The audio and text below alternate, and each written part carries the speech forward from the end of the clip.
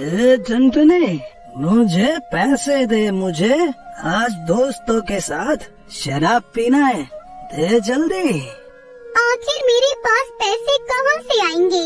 पैसे नहीं है तो ये ले। कालू टुनटुनी को मारने लगा। ऐसे ही रोज टुनटुनी मार खाती रही।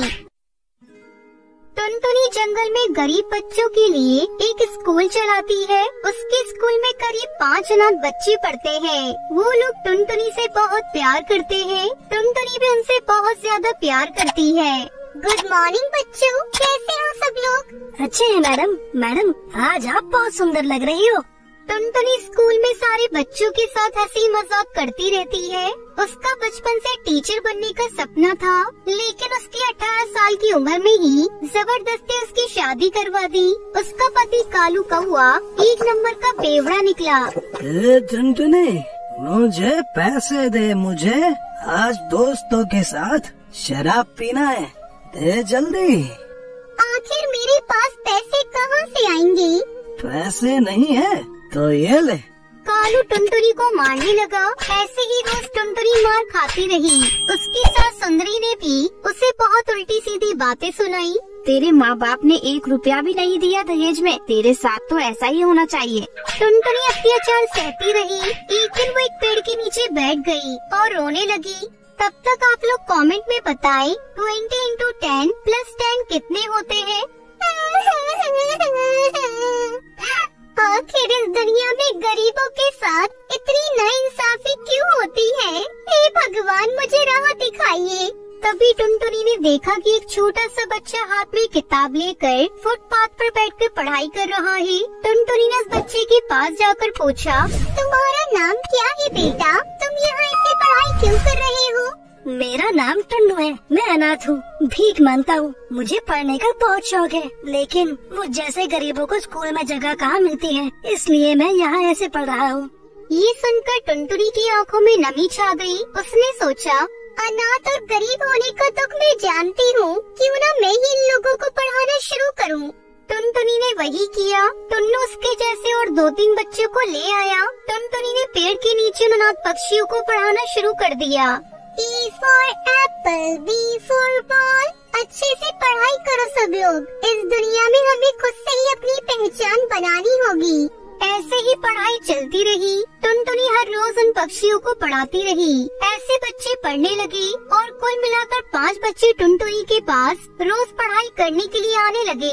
टुनटुनी भी मन लगाकर बच्चों को पढ़ाने लगी, लेकिन पेड़ के नीचे उसे बहुत सारी परेशानियों का सामना करना पड़ा। कभी बारिश में सब पक्षी भीग जाते थे, बहुत ठंड में पेड़ के नीचे बैठा तक नहीं जाता था।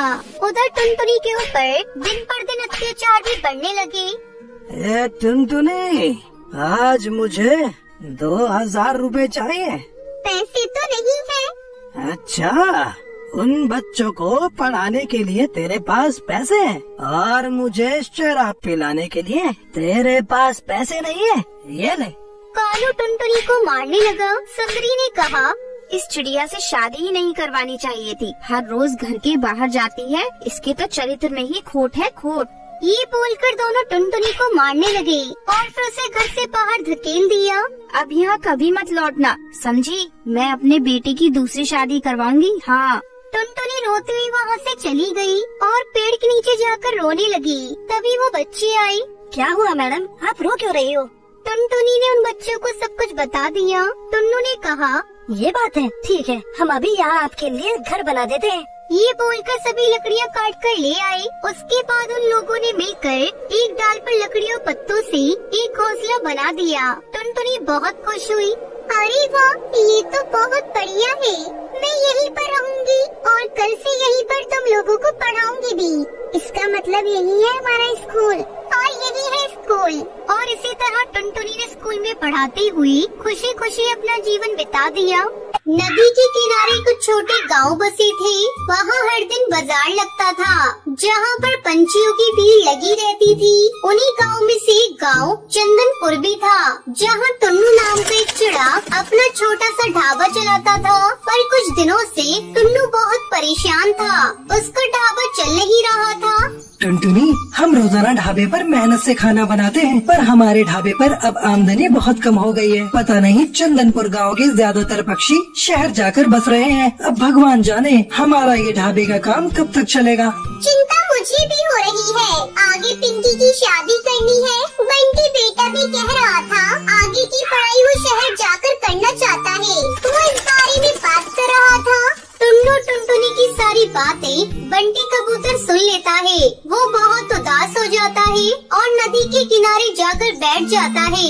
उसकी आंखों में आंसू आ जाते हैं और वो रोने लगता है। माँ और बापू कितने परेशान हैं। मैं ऐसा क्या करूँ जिससे उनकी तकलीफ कम हो जाए। वो बेचारे चिंता में कितने परेशान रहने लगे हैं। हमारा ढाबा बंद हो गया तो हम क्या करेंगे। बंटी अभी खुद से बातें कर ही रहा था कि वहाँ नदी के किनारे एक बूढ़ा तोता अपनी नाव पर बैठा उससे पूछता है, क्या हुआ बेटा, तुम रो क्यों रहे हो, मुझे बताओ। बंटी उस बूढ़े तोते को अपना सारा दुख बताता है, जिसे सुनकर बूढ़ा तोता उससे कहता है, मेरे पास एक तरीका है जिससे तुम आमदनी कर सकते हो। क्या तरीका है बाबा।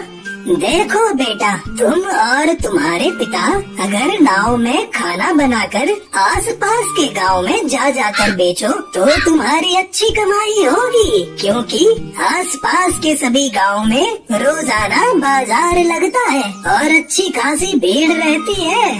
पर बाबा, हमारे पास नाव कहाँ से आएगी। हमारे पास इतने पैसे नहीं कि हम नाव खरीद सके। नाव की चिंता तुम मत करो, मेरे पास ये नाव है। इस पर ढाबा खोलकर तुम मुझे इसका किराया दे दिया करो। वैसे भी मैं बहुत बूढ़ा हो गया हूँ, अब मैं नाव नहीं चला पाता। ये तुम्हारे काम आ जाएगी। तुम्हें ये नाव देकर मुझे किराया मिलता रहेगा और मेरा गुजारा हो जाएगा। हाँ, ये ठीक रहेगा बाबा। मैं अभी जाकर अपने बापू से इस बारे में बात करता हूँ। आपका बहुत बहुत धन्यवाद। बंटी घर आता है और अपने पिता से इस बारे में बात करता है। बात तो सही है, पर बहुत कुछ देखना पड़ेगा। हमें कुछ चीजें खरीदनी पड़ेंगी, मेहनत तो बहुत लगेगी। मुझे बंटी का तैरते हुए ढाबे का उपाय अच्छा लग रहा है। हम सब मिलकर काम करेंगे तो हो जाएगा। हमें बंटी बेटा की बात को मान लेना चाहिए। बापू, वैसे भी तो हमारा ढाबा चल नहीं रहा। एक बार ये भी करके देख लेते हैं, शायद भगवान की कृपा से हमारा नाव पर बना ढाबा चल पड़े।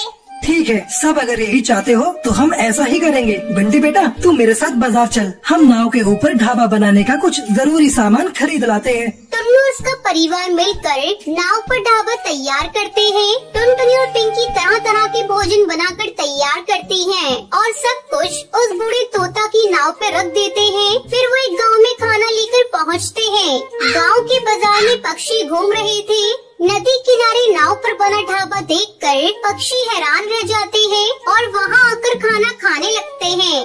अरे वाह, नाव पर ढाबा, ये तो बहुत बढ़िया और साफ सुथरा दिखाई दे रहा है।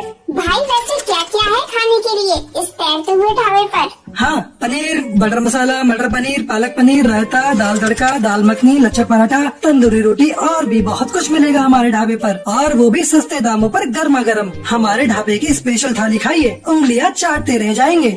लाओ भाई लाओ, फिर तो 2 थाली हमारी भी लगा दो भाई। टुन्नू के ढाबे का खाना खाकर सचमुच ग्राहक बहुत खुश हुए। टुन्नू उसके बाद दूसरे गांव के लिए अपनी नाव लेकर चल पड़ा। सुबह से शाम तक वो अपनी नाव को लेकर अलग अलग गाँव